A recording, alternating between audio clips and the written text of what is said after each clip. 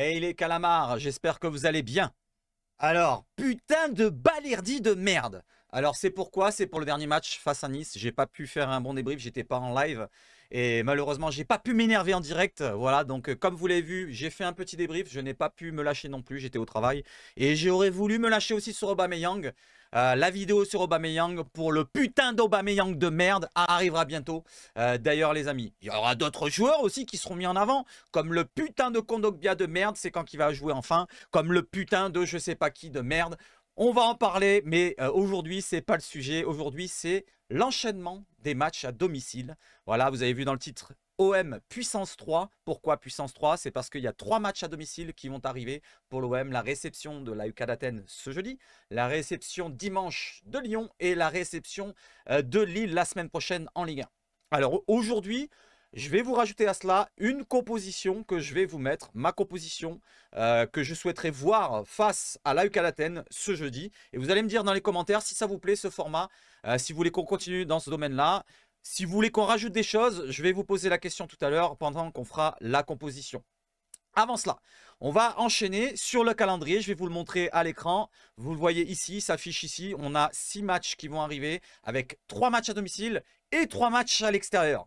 Alors à domicile, cette année, ça fonctionne plutôt bien. Comme vous pouvez le voir, je vous le montre juste en haut. Regardez, hop, vous avez l'OM à domicile en Ligue 1 qui est 3e de la Ligue 1 avec le meilleur ratio si on regarde bien parce qu'on n'a que 4 matchs joués, 3 victoires, 1 match nul. C'était contre Toulouse, le fameux match qui a amené à toutes ces distensions et ces tensions en interne avec le départ après de Marcelino. Donc vous voyez bien, 3 victoires, 1 nul en 4 matchs à domicile, derrière les Puputes et derrière Monaco. Derrière, en extérieur, on est vraiment très mauvais. Et ça va être tendu, hein, parce que là, on enchaîne 3 matchs assez compliqués, avec Athènes, Lyon et Lille. Mais derrière, ça sera l'extérieur, le déplacement en Grèce, le déplacement en Lens et déplacement à Strasbourg. Alors, en ce moment, Strasbourg, c'est pas ouf, mais quand même, c'est un déplacement. Et quand on voit nos déplacements en Ligue 1, que 2 petits matchs nuls et encore 2 matchs nuls en étant 11 contre 10 contre Nantes et contre Metz. Donc 2 matchs nuls et 3 défaites. 3 défaites.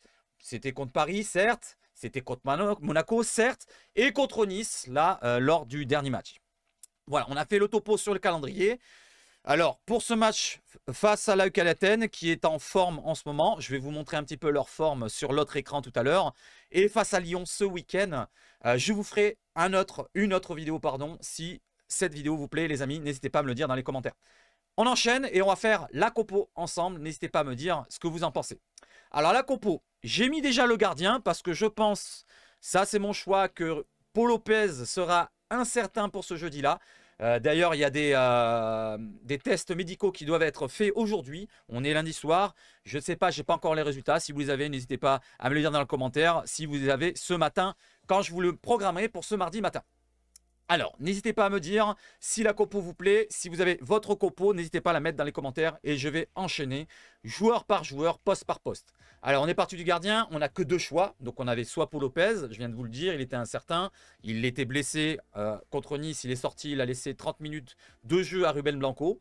Et derrière, il y a aussi, sur le côté droit de la défense, on a Jonathan Klaus qui est aussi incertain. Mais avant de partir sur la compo, donc vous avez Ruben Blanco qui est en place, on va regarder un petit peu le groupe de l'Europa League qui nous concerne. C'est le groupe B avec l'AEK d'Athènes, notre adversaire qui est premier de la poule avec 4 points. Après sa victoire du côté de l'Angleterre au premier match, 3-2. Ils ont fait match nul face à l'Ajax lors de leur dernière rencontre en Europa League. Et justement, on voit les résultats de l'AEK d'Athènes. 2 victoires consécutives lors des 2 derniers matchs en Super League de Grèce, 3-0, 3-0. Et le match nul face à l'Ajax. Ils restent invaincus lors des 3 derniers matchs. Je ne vous ai pas mis plus de matchs parce qu'ils avaient perdu le 4e match juste derrière. Mais comme on peut voir, ils marquent quand même des buts à chaque rencontre depuis un certain moment.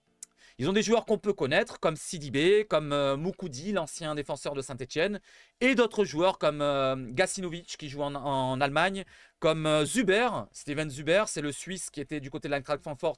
L'OM s'était positionné dessus, je crois que c'était des derniers. Il est du côté de l'AEK d'Athènes. On va les voir face à l'OM ce jeudi. Voilà, plus ou moins, et on va maintenant sur la compo, les amis. Allez, let's go, la compo, je vous ouvre tout ça. Et je vais enchaîner. Donc, pour la compo marseillaise. Alors, on a le gardien Ruben Blanco. Et côté droit de la défense, alors on a le choix entre Jonathan Klaus. Comme je vous l'ai dit, il est incertain. Il est sorti blessé face à Nice. Alors, on pensait que c'était la cuisse, mais ce n'est pas la cuisse apparemment, selon l'équipe, c'est la hanche. C'est la hanche. Et selon l'OM, ça a été rassurant. Voilà, les nouvelles qu'on a eues, ça a été plutôt rassurante. Et donc, du coup, il est potentiellement apte pour jouer ce jeudi. Mais moi, je ne prendrai pas de risque. Après son enchaînement avec l'équipe de France et son retour avec Nice, où il a été un petit peu pas terrible sur la première mi-temps, je pense qu'il faudrait peut-être le mettre de côté. Moi, je me lancerai sur un Murillo titulaire. N'hésitez pas à me dire ce que vous en pensez. Mais moi, je mettrai le Panaméen pour lui donner un petit peu de temps de jeu aussi. Et pourquoi pas pour avoir un Klose qui rentrerait en deuxième mi-temps pour amener un peu plus d'offensif. Parce que je pense que Klose, offensivement, pour l'instant, il est plus apte à amener de meilleurs centres avec sa qualité de centre et autre chose qu'un Murillo qui, pour l'instant, n'a pas encore montré tout l'étendue de son talent. Pour la défense, de l'autre côté, alors on n'a pas le choix. Actuellement, on n'a que Lodi ou Soglo. Ou pourquoi pas une autre option, n'hésitez pas à me le dire dans les commentaires. Mais moi, je mettrais Lodi. Voilà, il est revenu dernièrement face à Nice de blessure. Et on va lui redonner du temps de jeu. Donc Lodi titulaire, le Brésilien, qui sera là pour nous amener son expérience européenne. Parce qu'on ne va pas se le cacher, c'est un joueur d'expérience. Malgré qu'il a que 26 ans. L'ancien joueur de l'Atlético, il a quand même joué beaucoup de matchs en Europe. Côté défense centrale. Alors, on a le choix entre Balerdi, parce qu'il a pris un carton rouge face à Nice. C'est pour ça que j'ai mis le putain de Balerdi de merde. Mais derrière, il peut jouer ce jeudi. Il peut jouer ce jeudi. Il sera suspendu pour la Ligue 1. Donc, on a soit Balerdi, soit Maïté, qui est qualifié pour le groupe de l'UEFA, ou soit Gigot et Mbemba. Alors, moi, je vais partir sur le postulat qu'on ne bouge pas trop une défense centrale. Et on va rester sur du Mbemba, pour ma part, côté droit. Et je vais remettre Gigot qui est potentiellement apte aussi à revenir. Donc je le mettrai. Je le ferai sortir peut-être à l'heure de jeu s'il se ressent peut-être pas très bien. Mais je le lancerai, je lui redonnerai du temps de jeu. Donc Gigot, Mbemba, on reste solide derrière. Si ça va pas, on a le Balerdi, on a un Maïté, pourquoi pas pour remplacer Mbemba ou pour Gigot. N'hésitez pas à me donner votre compo pour la défense de votre côté dans les commentaires. Devant la défense, alors on va mettre un schéma en 4-2-3-1. Voilà, comme il met actuellement Gattuso depuis 2 rencontres. Donc 4-2-3-1, qui dit 4-2-3-1, on a 2 joueurs devant la défense. Dernièrement contre Nice, c'était Unai et Rongier. Rongier a été plutôt bon, on va dire, correct. Pour la Ligue 1, ça va Rongier. Mais quand on passe un cap en Europe, je trouve que Rongier, il passe pas le cap, on va dire. Il passe pas le cap justement en Coupe d'Europe. Il a toujours eu des problèmes, que ce soit... On s'en souvient face à Lokomotiv Moscou, le but qu'on prend à la dernière minute, c'est lui qui perd le ballon. Même si je ne vais pas lui donner toute la faute sur lui pour le match nul.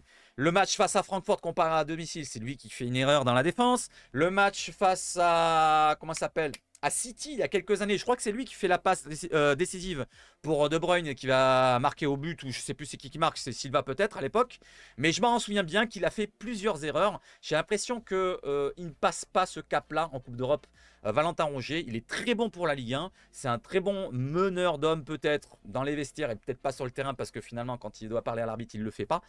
Alors moi, je ne le mettrai pas. Voilà, je ne mettrai pas Valentin Rongier et je remettrai Jordan Vertou pour lui redonner du temps de jeu. Il a eu du temps de jeu face à Nice. Il a joué quand même une bonne demi-heure si je ne me trompe pas. Dites-moi dans le commentaire si je me trompe.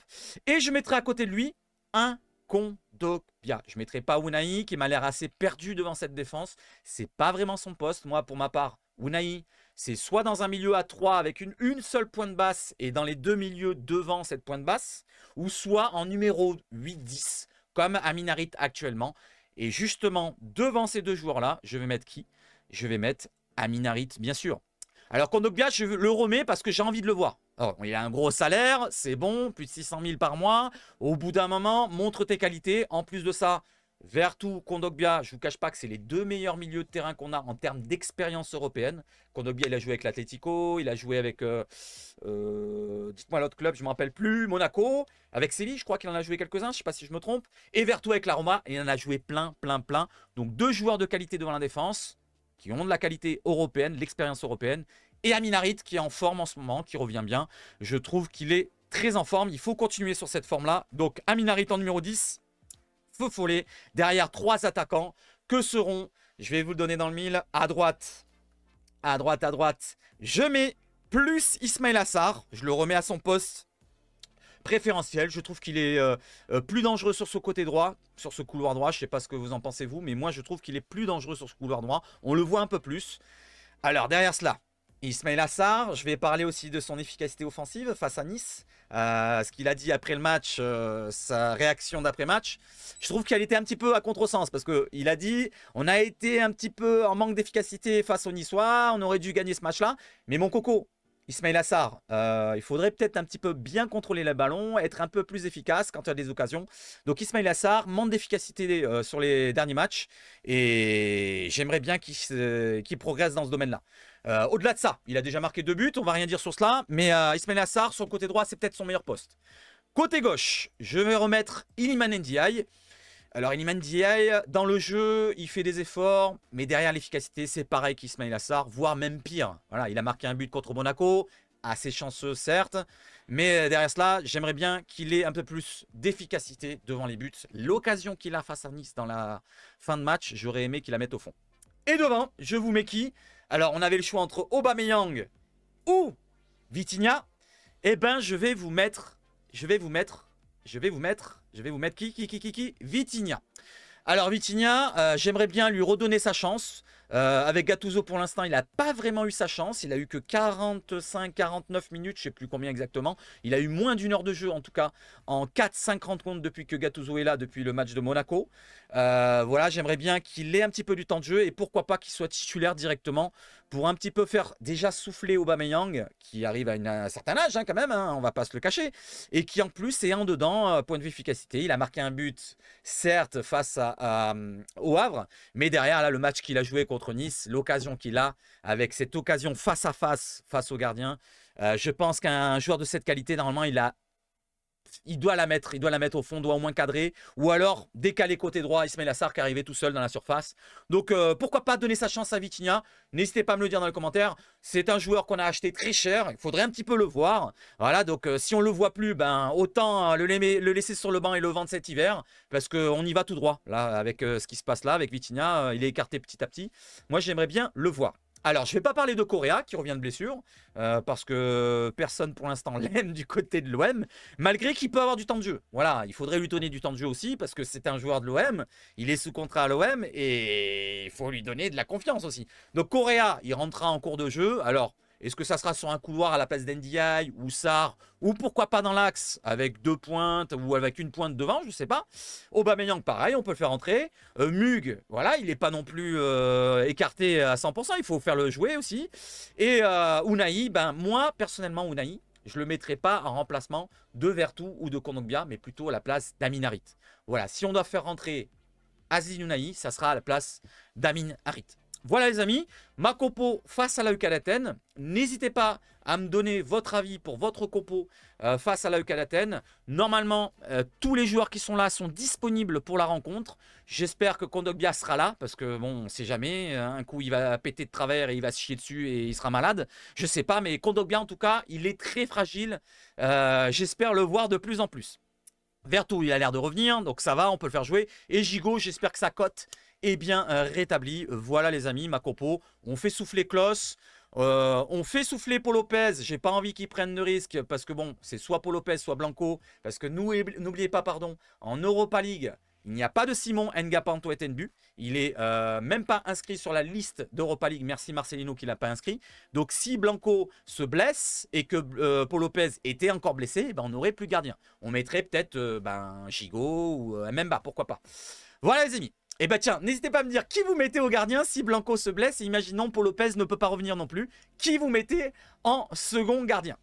Voilà les amis, donc maintenant je vais vous demander, je vais vous poser la question, est-ce que ça vous plaît ce format-là, de faire un petit avant-match en vidéo comme ça pour chaque rencontre? Voilà, donc là c'est pour l'AEK Athènes. Est-ce que je peux vous en faire une pour le match face à Lyon? Avec bien sûr cette fois une analyse de l'équipe adverse, avec la compo adverse qu'on va analyser. Par exemple, je vous mets la compo de Lyon et on parle de joueur par joueur, qui est en forme, qui n'est pas en forme. Du côté de Lyon, bon en ce moment c'est compliqué de leur côté, ils sont derniers du championnat, mais vous savez très bien que du côté de l'OM, on réveille les morts.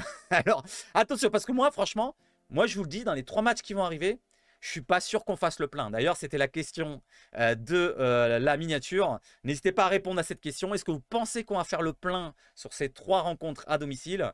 Voilà, donc l'AEK d'Athènes à domicile, donc en Europa League. D'ailleurs, si on gagne face à l'AEK d'Athènes, on peut se retrouver premier si bien sûr de l'autre côté l'Ajax ne fait pas mieux que l'OM. S'il gagne par exemple 2-0 et que l'OM gagne 1-0, l'Ajax passerait à égalité avec nous parce qu'il y aurait le même nombre de buts.